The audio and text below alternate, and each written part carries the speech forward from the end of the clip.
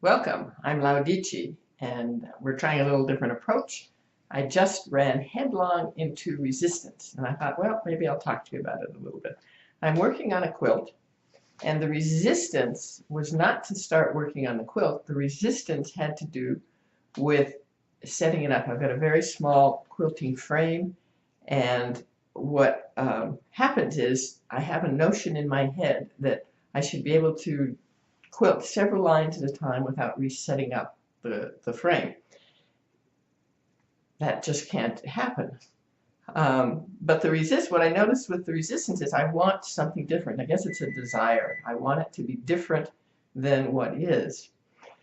So instead of the normal sewing that I would do, in and out, the repetition, the prayer with each stitch, all my mind kept doing is, well, I should buy a better frame. I should buy a bigger frame.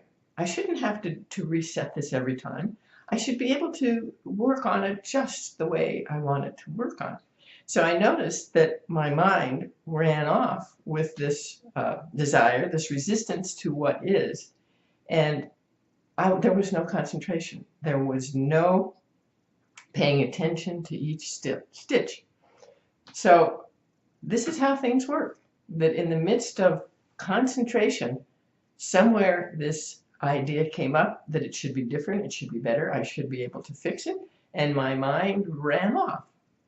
So I don't know. It's just it's seeing what has happened to my mind, and that it's not really me even. It's my concentration is, I think, what is me, and there is this I don't know, this voice, this something comes on and says, make it better, fix it, do something different. And the whole concentration is lost. So for what it's worth, you can fight resistance and fixing all the time. And again, I guess the answer for me, you should come back to one stitch at a time, one prayer at a time. Thanks.